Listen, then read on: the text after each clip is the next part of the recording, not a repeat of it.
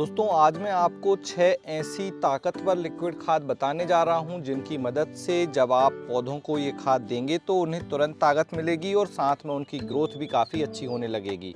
अक्सर हम ध्यान देते हैं कि कभी कभी हमारे जो पौधे हैं वो कमज़ोर होने लगते हैं, उनकी पत्तियां पीली होने लगती हैं और हमें लगता है कि कोई ऐसी खाद मिले जो उस पौधे को तुरंत ताकत दे। तो उसके लिए आप लिक्विड खाद का इस्तेमाल कीजिए, क्योंकि लिक्विड फॉर्म में जब हम खाद देते हैं तो उससे पौधे को जल्दी एनर्जी मिलती है, जल्दी न्यूट्रिशन मिलते हैं और फिर उसमें जो भी कमी होती है या कह सकते हैं कि जिस तरह की वो प्रॉब्लम में होता है वो दूर हो जाती हैं।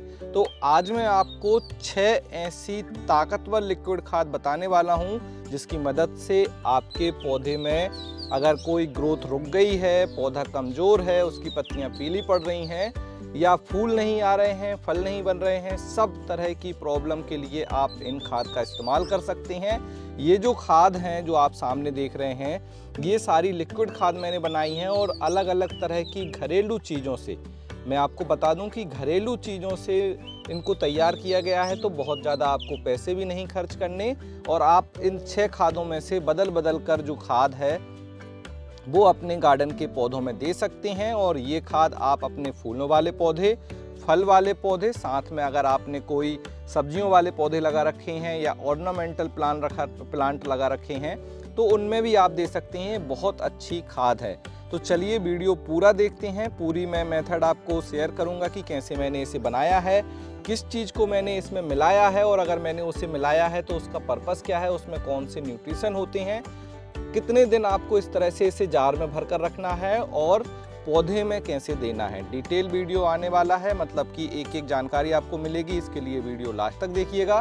साथ में अगर आपने मेरे चैनल को अभी तक सब्सक्राइब नहीं किया है तो terrace and gardening YouTube channel को सब्सक्राइब कर लें। यहाँ पर मिलेंगी आपको इसी तरह की ढेर सारी इन्फॉर्मेशन। मेरे पूरे टेरेस गार्डन में जो है पौधे लगे हुए हैं और यहाँ पे मैं करता हूँ ढेर सारी सब्जियों वाले पौधों की खेती समझ लीजिए, और साथ में मैं फूलों वाले पौधे और फल वाले पौधे भी लगाता हूँ। तो चलिए शुरू करते हैं वीडियो और एक एक खाद के बारे में बात करते हैं। सबसे पहली हमारी खाद है, ये जो आप देख रहे हैं, ये है राख की खाद है। अब इस खाद को बनाने का पर्पस क्या है, जब हमारे पौधे इस कंडीशन में होते हैं कि उन्हें पोटास की ज़रूरत है, स्पेशली जब आप रूट वेजिटेबल लगाएंगे, जैसे कि मान लीजिए आपने प्याज लगाई, उस तरह के पौधों के लिए ये खाद बहुत ही अच्छी होती है।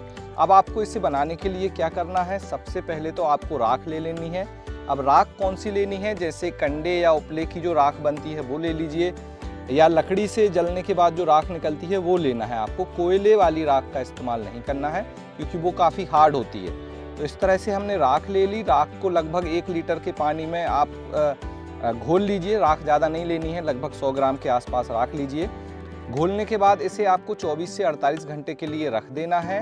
24 से 48 घंटे के लिए जब आप रखेंगे तो राख में मौजूद जितना भी पोटास है और दूसरे न्यूट्रिशन है, इसमें कार्बन कंटेंट भी बहुत ज़्यादा होता है, माइक्रो न्यूट्रिएंट भी बहुत ज़्यादा होते हैं, उसे आप छान लीजिए। छानना है आपको और इसमें आपको फिर मिलाना है लगभग इतना ही पानी, जितनी आपने पहले पानी लिया है उतना ही पानी और मिलाइए और फिर आप इसे पौधों में सीधे दे सकते हैं। जैसे हम पानी देते हैं उसी तरह से आप इस राख का इस्तेमाल कर सकते हैं। किन किन पौधों में कर सकते हैं, सभी तरह के पौधों में कर सकते हैं। बस उन पौधों में आपको इसका इस्तेमाल नहीं करना है जो एसिडिक सॉइल पसंद करते हैं, क्योंकि राख जो है मिट्टी में जो है इस मिट्टी के पीएच को बढ़ाती है, मतलब बेस का काम करती है। तो जो पौधे एसिडिक सॉइल पसंद करते हैं उनमें आपको इसका इस्तेमाल नहीं करना, जैसे आलू में इस्तेमाल नहीं कीजिए। बाकी आप कर सकते हैं, जितनी भी क्षारीय मिट्टी पसंद करते हैं पौधे उनमें आप इस्तेमाल कर सकते हैं और ये बहुत ही फायदेमंद खाद है। तो पहली खाद है हमारी राख की लिक्विड खाद। अब दूसरी हमारी जो खाद है वो आप सामने देख रहे हैं, ये है हमारी सरसों की खली की खाद। अब ये सरसों की खली की खाद के बारे में आपने ज़रूर सुना होगा। ये बहुत ही ताकतवर खाद होती है क्योंकि इसमें होती है काफ़ी ज़्यादा मात्रा में नाइट्रोजन, जो हमारे NPK होते हैं, जिसमें N है, N का मतलब होता है नाइट्रोजन, और इसी नाइट्रोजन से हमारे पौधे बढ़ते हैं, उनकी ग्रीनरी बढ़ती है और उनमें ढेर सारी पत्तियां आती हैं। तो जब भी आपको लगे कि आपके पौधे की ग्रोथ रुक गई है, वो जब आपने लगाया था 2-3 महीने से वैसा ही है, बढ़ नहीं रहा है, तो फिर आप नाइट्रोजन की कमी को दूर करने के लिए सरसों की खली की खाद, जिसे मस्टर्ड केक भी कहते हैं, ये बनाकर दे सकते हैं। अब सरसों की खली का आप मिट्टी में भी मिला सकते हैं जब आप गमले की मिट्टी बनाएं, लेकिन जब पौधा लगा हो तो इस तरह से उसको लिक्विड फॉर्म में बनाकर आप देंगे तो बहुत ज़्यादा फायदा होगा। अब आपको करना क्या है, लगभग इसमें भी 50 से 100 ग्राम सरसों की खली को 1 लीटर पानी में आपको घोलकर रख देना है। 24 से 48 घंटे तक आप रखेंगे तो ये सरसों की खली में जो न्यूट्रिशन है वो इस पानी में घुल जाएंगे। उसके बाद आपको इस सरसों की खली की खाद को छानना है और इसे आप लगभग इतने पानी से दोगुने पानी में डाइल्यूट कीजिए, क्योंकि ये थोड़ी हार्ड होती है, नाइट्रोजन है। अगर आप इसे कंसंट्रेट फॉर्म में देंगे तो हो सकता है पौधों में बर्निंग की प्रॉब्लम हो जाए, मतलब वो उनके पत्ते जल जाएं। नाइट्रोजन बहुत जल्दी पौधे को ख़राब करती है, जितना वो फ़ायदेमंद है उतनी ही नुकसानदायक भी होती है, इस चीज़ का ध्यान रखें। तो इसे ज़्यादा से ज़्यादा पानी में डाइल्यूट करें और फिर अपने सभी तरह के पौधों में दे दें। अब इस खाद का इस्तेमाल आपको किस पौधे में नहीं करना है, तो अगर आपने रूट वेजिटेबल लगाई हैं जैसे कि गाजर, आलू, मूली, उस तरह की जो सब्जियों वाले पौधे हैं उनमें इसका कम इस्तेमाल करें, बहुत ज़्यादा इस्तेमाल ना करें। जब पौधे छोटे हों तब तो कर सकते हैं, क्योंकि बड़े में अगर आप करेंगे तो उनकी पत्तियां बढ़ेंगी, उनमें रूट नहीं बनेंगी। साथ में इसका इस्तेमाल सबसे अच्छा माना जाता है जो हमारी लीफी वेजिटेबल होती हैं, जैसे धनिया, मेथी, पालक, इस तरह की चीज़ों में आप करेंगे तो बहुत अच्छा आपको रिजल्ट मिलेगा। तो सरसों की खली की खाद आप बना सकते हैं और इस्तेमाल कर सकते हैं। इसको देने के बाद पौधों की जो ग्रोथ है बहुत तेज़ी से होने लगेगी। तीसरी हमारी खाद है जो बहुत ही कह सकते हैं कि फ़ायदेमंद खाद है। जैसे हम मल्टीविटामिन लेते हैं उसी तरह की ये खाद है और इस खाद का नाम है फलों के छिलकों की खाद। अब ये फलों के छिलकों की खाद बनाने का पर्पस ये होता है कि हमारे जो हम घर में फल लाते हैं खाने के लिए, उनके जो छिलके होते हैं उनमें सबसे ज़्यादा न्यूट्रिशन होता है। तो जब ये इतना ज़्यादा न्यूट्रिशन रिच ये छिलके होते हैं और जब आप इन्हें फेंक देंगे तो इनका सारा न्यूट्रिशन वेस्ट हो जाएगा। तो इन्हीं फल के छिलकों को आपको इकट्ठा कर लेना है। इकट्ठा करने के बाद इनको इस तरह से जार में रखिए। डालने से पहले आपको इन्हें छोटे छोटे टुकड़ों में काट लेना है ताकि सरफेस एरिया बढ़ जाए और उनके जो न्यूट्रिशन है वो ज़्यादा से ज़्यादा पानी में घुल पाएँ। अब जो हमने अलग अलग तरह के छिलके इस्तेमाल किए हैं, जैसे संतरे के छिलके, केले के छिलके, इसमें आप और भी जो हम लाते हैं जैसे कि अभी तरबूज के छिलके मिल जाएंगे, खरबूज के छिलके मिलते हैं, तो एप्पल के अगर आप पील निकालते हैं तो उसके जो छिलके हैं वो मिल जाएंगे। तो जितने भी फलों के छिलके हैं, साथ में सब्जियों के छिलके हैं, उनको आपको काट कर पानी में डाल देना है। और हर एक सब्जी के छिलके में, फल के छिलके में अपने खुद के न्यूट्रिशन होते हैं। जैसे कि हमारा बनाना पील में, मतलब केले के छिलके में बहुत अच्छा पोटेशियम होता है, फॉस्फोरस बहुत अच्छा होता है। इसी तरह से संतरे के छिलके में विटामिन सी बहुत अच्छा होता है, आयरन होता है। तो इस तरह की चीज़ें जब आप इसमें डालेंगे तो ये मल्टी विटामिन आपका तैयार हो गया पौधों के लिए। और लगभग 24 घंटे से 48 घंटे आपको इन फलों के छिलकों को पानी में डुबा कर रखना है। फिर आप इसे छान लीजिए। छानने के बाद इतना ही पानी मिलाइए और सभी पौधों में आप इसे हर तरह के पौधों में दे सकते हैं, कोई भी इसमें स्पेशल कंडीशन नहीं है। तो सभी पौधों के लिए ये फ़ायदेमंद एक खाद है और इसमें माइक्रो और मैक्रो दोनों न्यूट्रिएंट्स हो जाएंगे, क्योंकि ये बहुत अच्छी एक खाद है। इसलिए इसका इस्तेमाल मैं हमेशा करता हूँ और आप भी एक बार ट्राई करें। जो आपके घर के छिलके होते हैं, सब्जियों और फलों के छिलके, उससे खाद ज़रूर बनाकर ट्राई करें, आपको बेस्ट रिजल्ट मिलेगा। बस एक चीज़ का आपको ध्यान रखना है कि इस खाद को जब आप पानी दें उसी तरह दें, बहुत ज़्यादा ना दें। और ध्यान रखें कि इसमें जो मीठे फल हैं उनके छिलके कम इस्तेमाल करें या फिर उनका पील बस इस्तेमाल करें। अगर आप जैसे पपीते का इस्तेमाल कर रहे हैं और पपीते का कुछ अगर आप इसमें पल्प डाल देंगे, तो जैसे आम का डाल देंगे, तो वो फिर उसमें हो जाएगी, उसमें होती है शुगर। तो उससे क्या है, हो सकता है कि जो जिस पॉट में आप इस्तेमाल करें उसमें चींटी लगने की प्रॉब्लम हो। तो इसको ज़्यादा से ज़्यादा पानी में डाइल्यूट करें और मीठे वाले फलों के केवल पील इस्तेमाल करें, पल्प इस्तेमाल ना करें। इसके बाद हमारी चौथे नंबर की खाद है जो आप होम गार्डन में लगे हुए पौधों में दे सकते हैं। और ये लिक्विड खाद बहुत ही ज़्यादा फ़ायदेमंद है और इस पर डिटेल वीडियो भी मैंने पब्लिश किया है। ये है हमारे जो प्याज के छिलके होते हैं उसकी खाद। अब प्याज के छिलके बहुत ही ज़्यादा न्यूट्रिशन रिच होते हैं, ईजीली हमें मिल जाते हैं। हमारे घर में प्याज इस्तेमाल होती है तो हमें आसानी से मिल जाते हैं। करना क्या है, आपको प्याज के छिलके इकट्ठा कर लीजिए, उन्हें इस तरह से जार में रखिए, पानी 1 लीटर डाल दीजिए और 1 दिन के लिए छोड़ दीजिए। दूसरे दिन आप देखेंगे तो प्याज के छिलकों के कारण जो पानी का कलर है वो हल्का लाल हो चुका रहेगा, मतलब कि आपके जो अब ये लिक्विड खाद है प्याज के छिलकों की वो तैयार हो गई है। इनका जो न्यूट्रिशन है वो पानी में मिल गया है। इसमें पोटेशियम बहुत अच्छा होता है, साथ में आयरन भी बहुत अच्छा होता है। तो ये एक बहुत अच्छी पावरफुल खाद है। अगर आपके गार्डन के पौधों में फूल नहीं आ रहे हैं, स्पेशली गुलाब का पौधा हो गया, गुड़हल का पौधा हो गया, उस तरह के पौधों में ये बहुत अच्छी काम करती है। इसकी पत्तियों को सुखाकर भी आप खाद की तरह इस्तेमाल कर सकते हैं।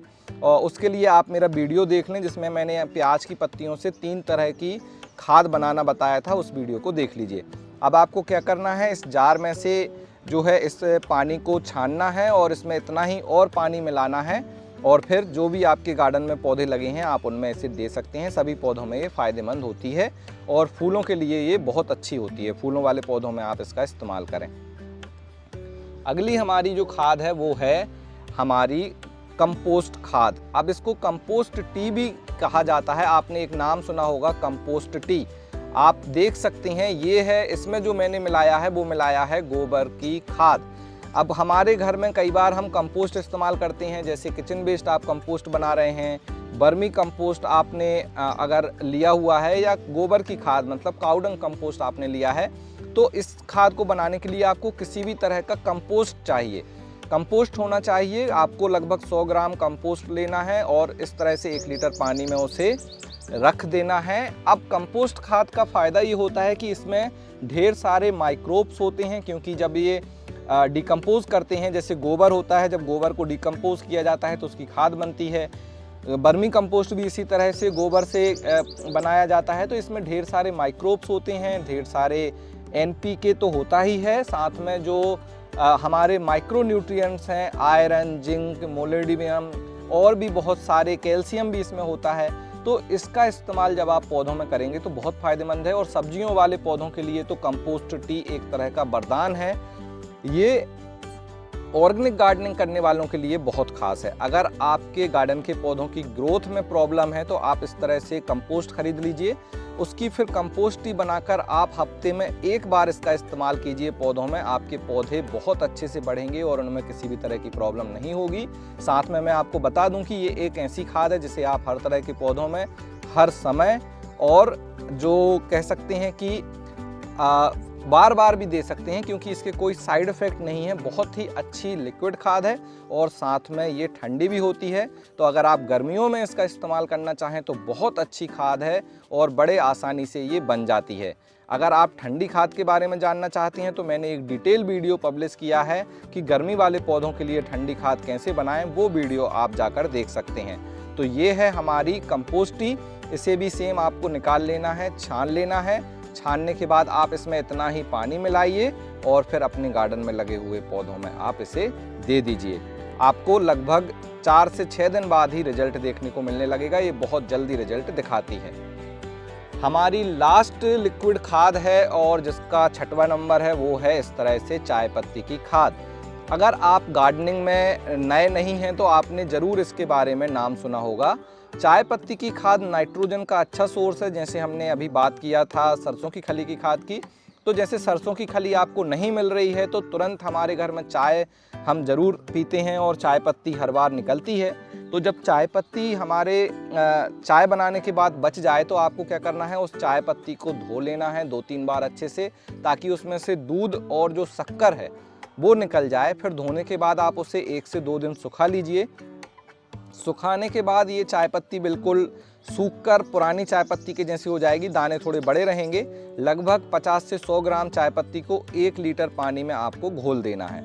घोल कर रख दीजिए। 24 घंटे बाद ये चाय पत्ती के जो न्यूट्रिशन है वो इस पानी में घुल जाएंगे। अब आप देख रहे होंगे कि इसमें ये जो अदरक है वो भी मिला हुआ है। तो चाय पत्ती के साथ हम जैसे सर्दियों में अदरक इस्तेमाल करते हैं तो अदरक को भी आप इसमें डला छोड़ सकते हैं, कोई प्रॉब्लम नहीं है। इस पर बहुत सारे कमेंट्स आ रहे थे जब मैंने इसका डिटेल वीडियो पब्लिश किया था कि चाय पत्ती की खाद कैसे इस्तेमाल करें, तो उसका वीडियो आप देख सकते हैं। अदरक से कोई प्रॉब्लम नहीं है। बाद में ये जो खाद बन गई है इसे आपको छानना है, इतना ही आपको पानी मिलाना है और फिर आप इसे दीजिए आपके ऐसे पौधों में जिनमें स्पेशली पत्तियां पीली हो रही हैं या फिर उनकी ग्रोथ रुक गई है या फिर उनमें फूल नहीं आ रहे हैं। तो फूलों वाले पौधों में बहुत फ़ायदेमंद है। साथ में ये लीफी वेजिटेबल्स जैसे कि धनिया, पालक, इस तरह की चीज़ों में बहुत फ़ायदेमंद है। और अगर कोई पौधे की पत्तियां पीली पड़ रही, क्योंकि देखिए नाइट्रोजन का मेन काम होता है ग्रीनरी बढ़ाना, पौधों की हरियाली को बढ़ाना, तो उसके लिए ये खाद बहुत फ़ायदेमंद है और ये बिल्कुल टेस्टेड है। अगर आपने भी कभी ना कभी इसका इस्तेमाल तो किया ही होगा, अगर आप गार्डनिंग करते हैं तो ज़रूर कमेंट्स कर बताएं आपको कैसा रिजल्ट मिला। क्योंकि जब मैंने वो वीडियो पब्लिश किया था चाय पत्ती की खाद कैसे बनाएं, तो उसमें बहुत सारे लोगों ने बताया था कि उनने पहले भी इसका इस्तेमाल किया है और बहुत फ़ायदा हुआ है।